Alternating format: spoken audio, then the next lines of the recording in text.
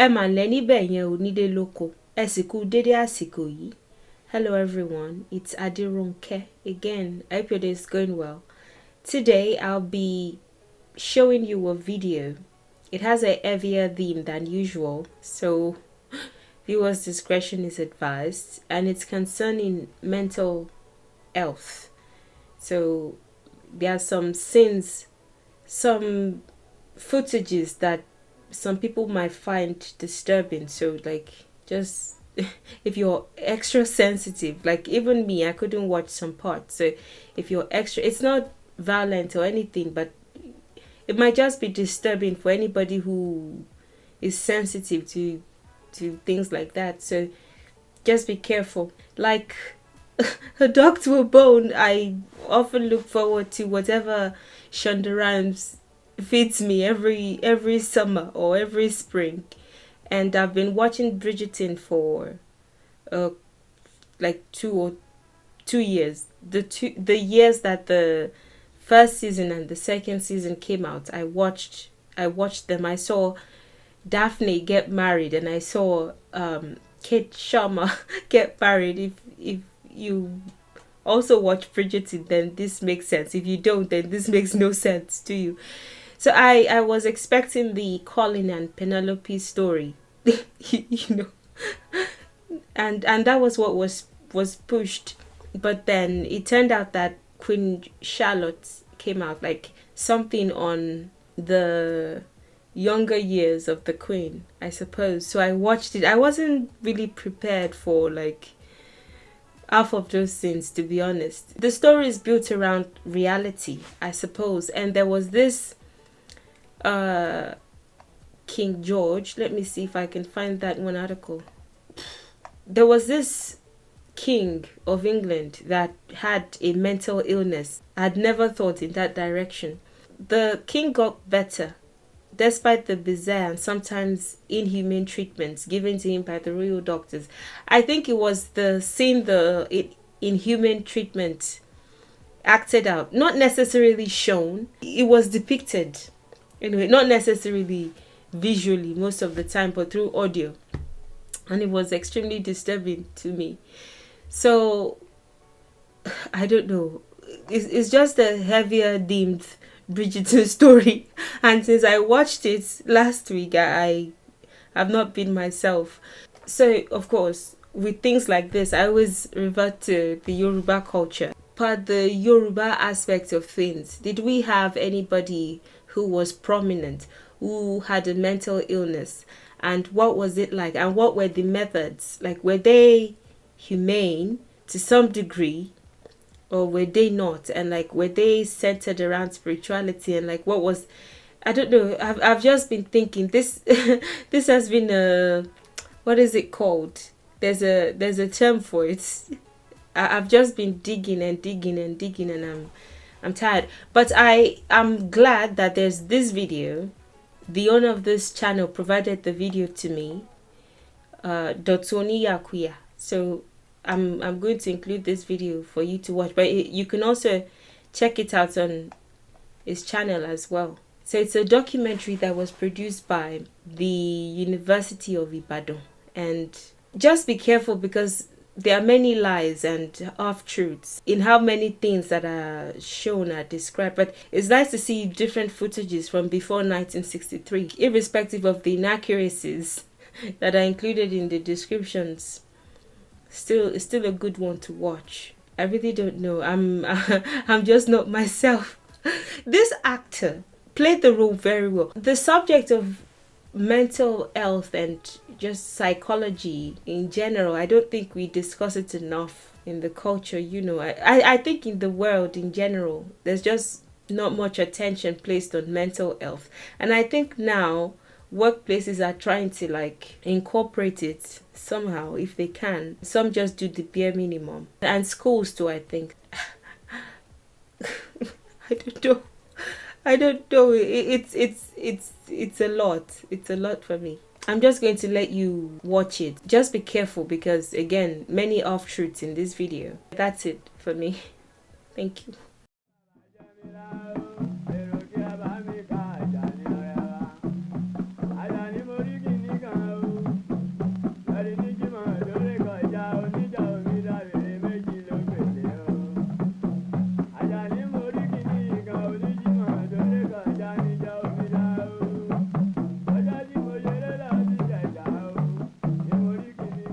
It is commonly believed that psychiatric disorder is in some way related to the heightened tempo of our life in the modern world.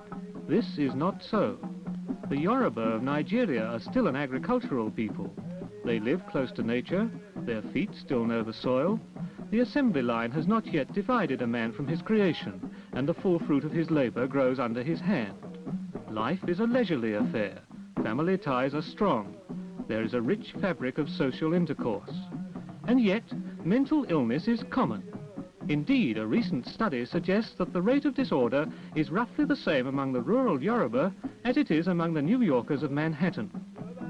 Western psychiatry is a very recent introduction. Before 1940, there was not a single psychiatrist in the country. Today, in the Western region, there are 2, with some 400 hospital beds. The population is 6 million. What then happens to the others? The answer is not far to seek.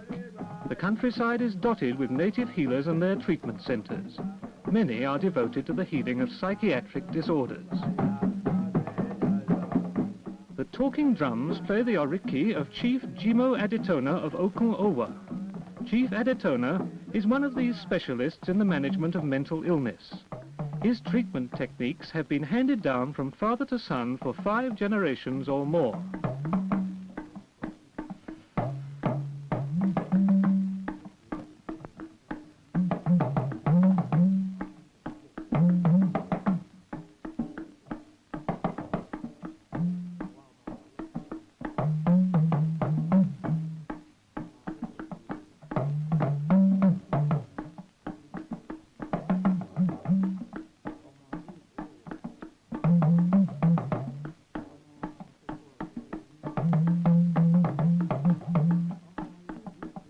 Behind the house is the treatment compound housing 30 or 40 patients. Some are accompanied by their mothers or their wives, so that the patient's link with his family is never completely broken. A herb garden flourishes in the middle of the compound.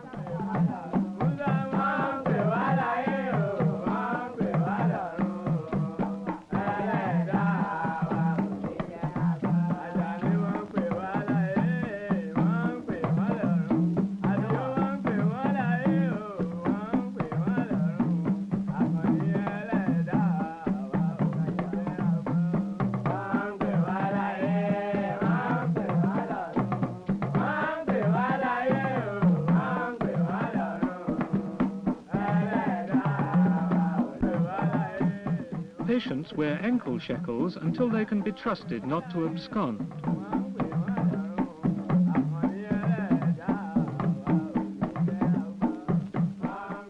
This patient is accompanied by her daughter. She is a chronic patient at the centre, and her daughter was born there. She suffers episodes of acute excitement with intervals of normalcy between. Her illness is due to the violation of a taboo. She once tore the clothes of an egungun, a masquerader representing the ancestors.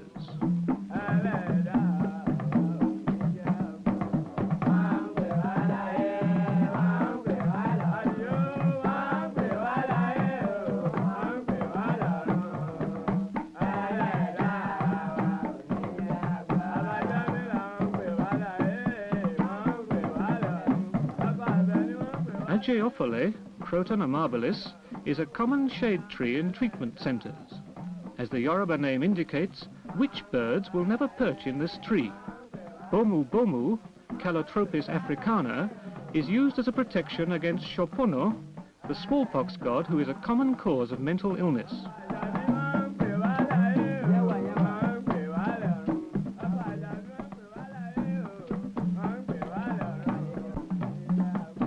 Abeokuta, the town under the rocks, is an important centre for native medicine.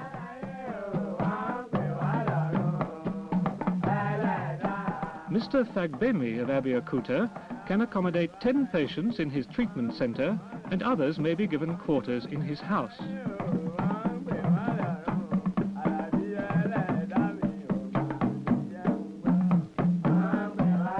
Episodes of excitement are common. The doctor and his assistants must be skilled in the handling of shackles and manacles. Fagbemi himself holds a magical device used to bind up excited patients. He shouts, catch him," and the patient is powerless. A sleeping potion is then administered.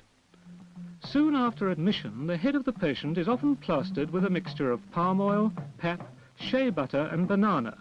This soothes the patient's head.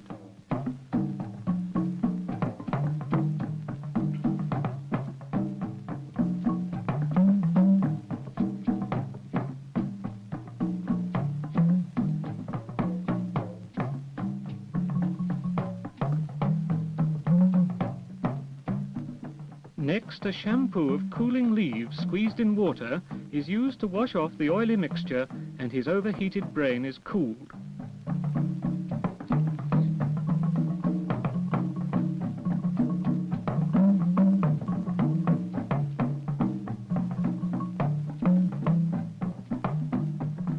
Finally, a series of small razor cuts is made over the vertex of the skull in the form of a cross. Medicine applied to the cuts enters the blood, destroys the toxic agents causing the madness, and expels them in the feces and urine.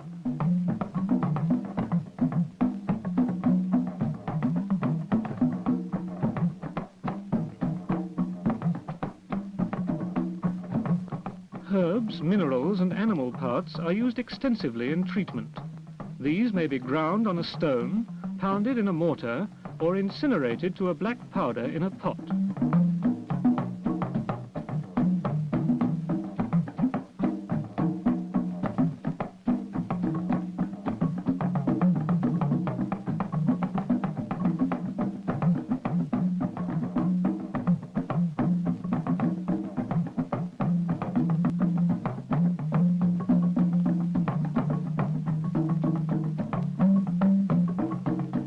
Patients may return to the treatment centre for follow-up treatment as outpatients.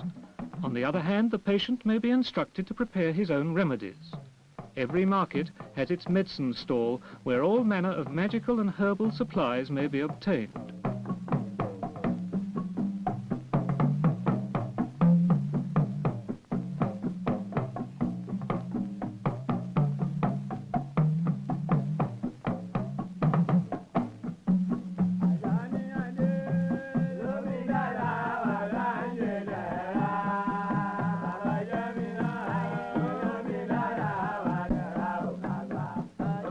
The most important physiologically active plant used is Asophaegae rauwolfia vomitoria. The root of this tree contains a powerful tranquilizing drug only recently introduced into the West from the indigenous medicine of India. Yoruba healers have used it for centuries.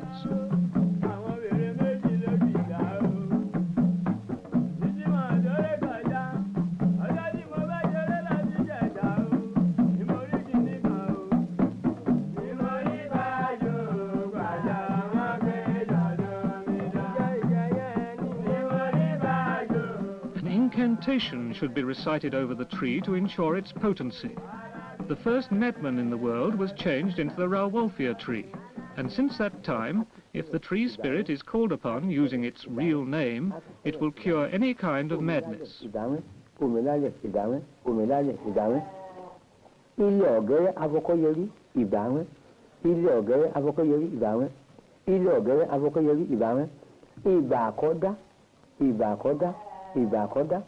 Ìbáṣẹ̀dá, ìbáṣẹ̀dá, ìbáṣẹ̀dá, ìbáṣẹ̀dá. Ìbà òǹṣẹ̀ṣẹ̀ tí fojú kọ́málẹ̀. Ìbà òǹṣẹ̀ṣẹ̀ tí fojú kọ́málẹ̀. Ìbà òǹṣẹ̀ṣẹ̀ tí fojú kọ́málẹ̀. Ọlọ́jọ́ ìní ìbà rẹ, ọlọ́jọ́ ìní ìbà rẹ, ọlọ́jọ́ ìní ìbà rẹ, ọlọ́jọ́ ìní ìbà rẹ. Ilẹ̀ ìbà rẹ, ilẹ̀ ìbà rẹ, ilẹ̀ ìbà rẹ, ọ̀gẹ́rẹ́ agbẹ́mọkọlọ́mọ tó gbé. Báàmì ìbà rẹ, báàmì ìbà rẹ, báàmì ìbà rẹ. Wọ́n ní kálá, ìkálẹ̀ kó oògùn, ìpópó onípópó, má já àlólóóló. The magical use of esoteric words and names is a common feature of Yoruba healing.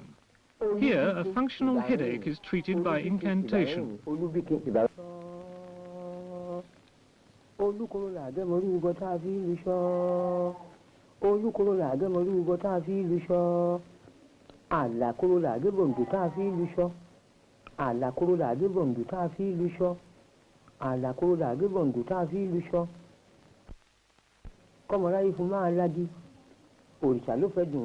If the illness is unusual or fails to respond to the usual treatment, the healer must delve more deeply into the cause. Have the witches a hand in it? Has some spirit been offended or taboo broken? Has some rival called and damaged the patient's soul? Divination provides the answer. The most widespread form of divination is called Ifa. 16 palm nuts are used, and depending upon how many nuts remain in the hand of the diviner, a configuration of marks is made in the wood dust on the divining board. Each configuration refers the diviner to a specific portion of an enormous body of oral poetry and song. The portion so selected refers to the hidden causes of the patient's particular illness. It also indicates the sacrifice or other ritual required to heal it.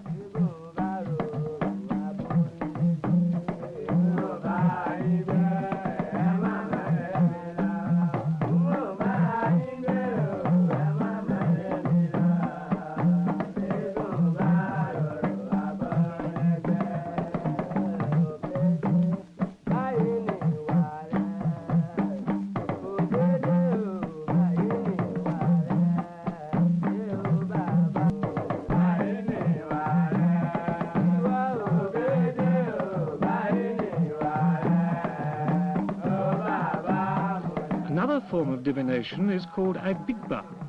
Whether the mahogany seed pods fall upwards or downwards determines the configurations here, and a more restricted body of oral literature is used for interpretation.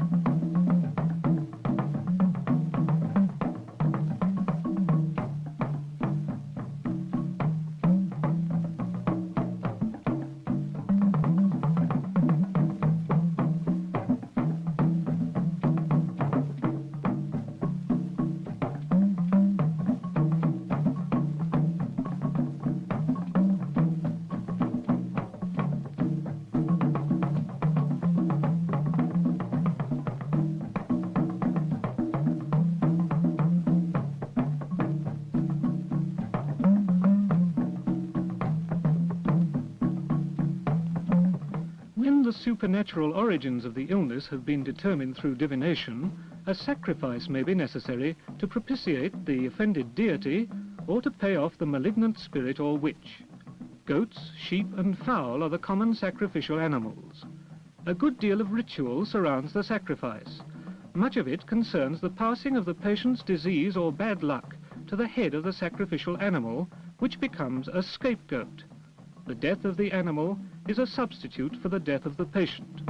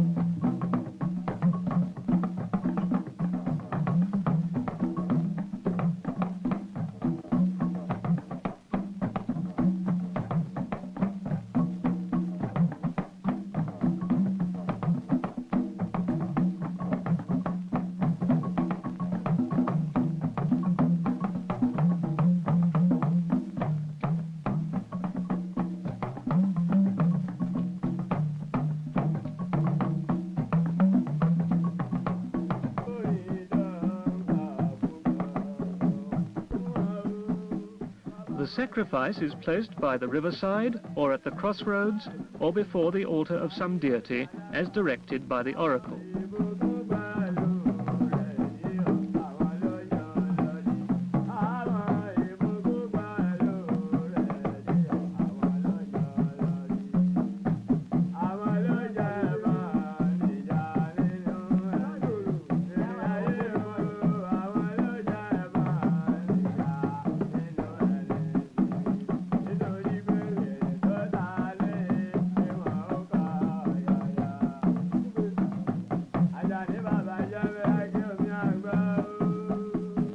In Yoruba traditional religion, A host of family gods called Orishas provide protection, prosperity and fertility to their worshippers. Mental illness may be caused by the Orisha of a man who has failed to worship him. For healing, the oracle may direct that the patient must become initiated into the cult of the Orisha and take part in the annual festival. The cults which feature possession are generally for women. Male cults are commonly masquerade cults. This is the annual festival of the Egun cult for women. Members of the cult become possessed by one of a family of spirits related to the Orisha. The possessing spirit is often opposite in character to the patient. For example, a quiet and retiring woman will be mounted by a wild and reckless Orisha.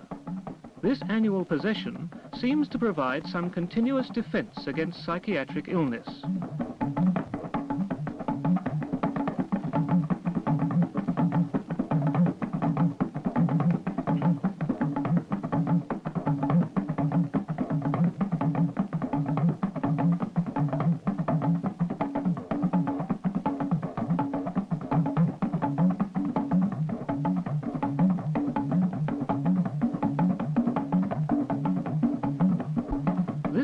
Is possessed by the spirit of the sanitary inspector. If she does not annually express this male spirit, she develops an agitated psychosis.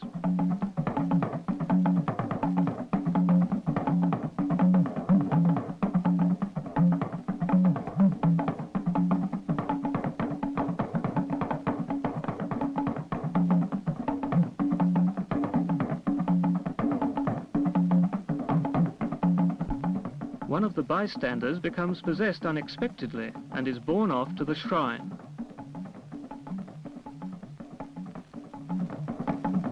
Gelede is a colourful masquerade cult for men. It protects its members from the witches, and impotence is one of the common motives for joining. In the dance, the men masquerade as women in a kind of institutionalized transvestitism. They wear bullet-like breasts, some appear pregnant, and some carry wooden images of children on their backs. It is probable that the cathartic effect of these masquerade and possession dances may help preserve a healthy balance in the patient's personality.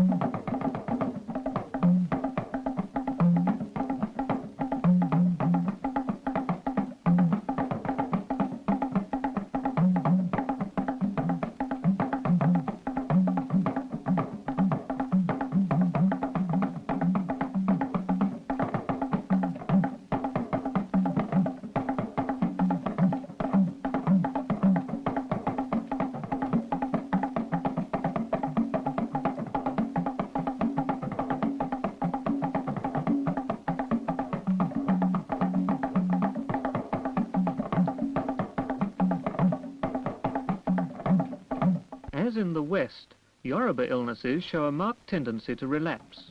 Mr. Famario of Ife performs an ancient river ritual to prevent the recurrence of a psychosis. The head is shaved and the patient is washed using a medicated soap pressed against the breast of a dove.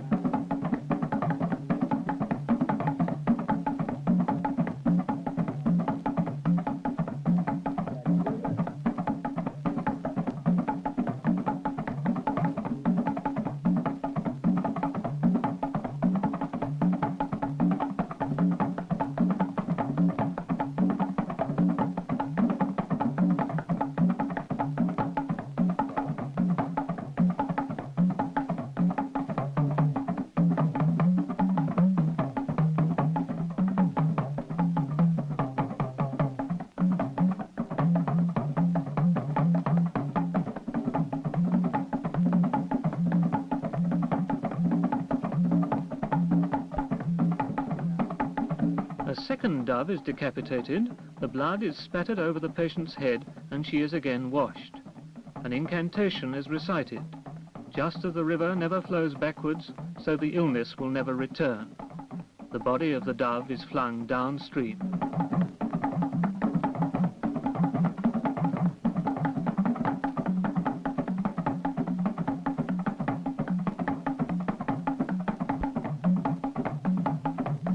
Incisions are made over the scalp, as in the former ritual. The dove is the symbol of peace, and its blood, mingled with that of the patient, brings peace and contentment.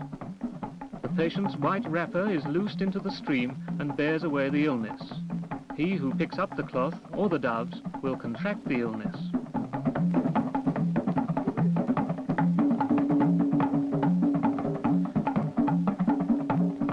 There has been some contact between the Yoruba world and the Near East since ancient times. From the east and from the north, caravans crossed the Sahara bearing cloth, manufactured goods and salt, which were exchanged for ivory, gold and slaves. Legend tells of a Yoruba queen who became the wife of King Solomon, and her grave near Ijebode is revered to this day.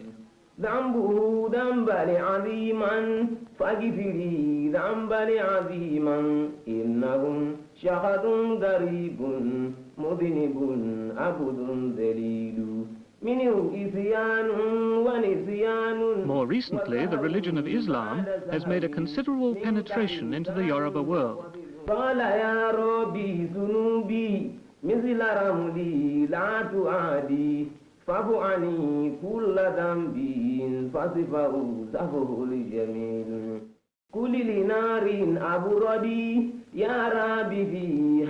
Islamic divination and healing practices have also been introduced.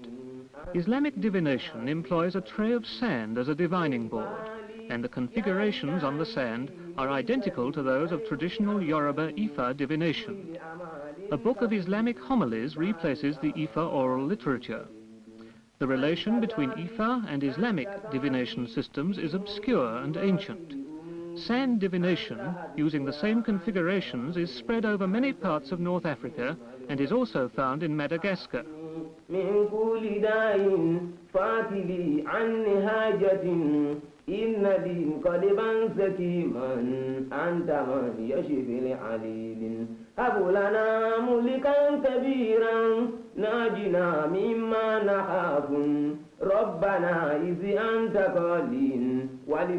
Throughout many parts of the Islamic world, minor psychiatric illnesses are healed through the words of the Quran. A relevant passage of the Quran is written upon a board.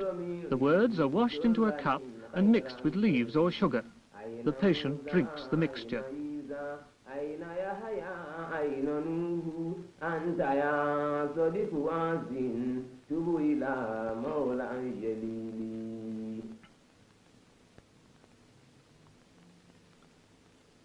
Alhamdulillah, الذي أحدث أوليائه بما شاء من النعم ورفع منزلتهم وخلق عليهم خلق والفضل والإحسان والكرم وهدانا ببركته ونفعنا بدعوته والصلاة والسلام على سيدنا الأنام.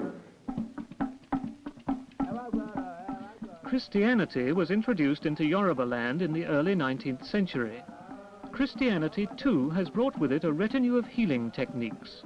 Most colourful of these are those of the prayer healers, who teach that all disease results from sin. Here, Samson Teller of Ibadan treats psychotics with consecrated oil and water.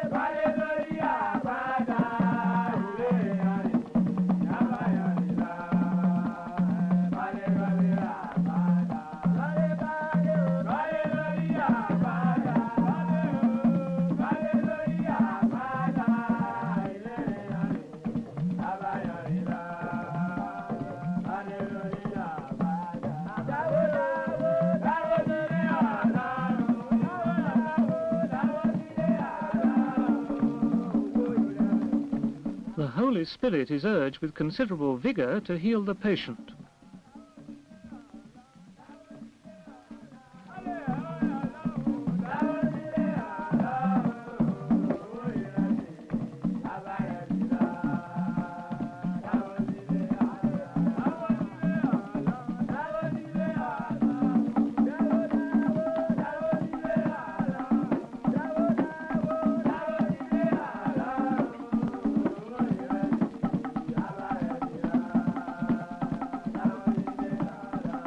Should all efforts fail, the patient's family loses interest in him, and he is finally abandoned to the world. He is a common sight on the roads or in the village markets, wrapped in his mantle of solitude, inhabiting who can say what impossible worlds.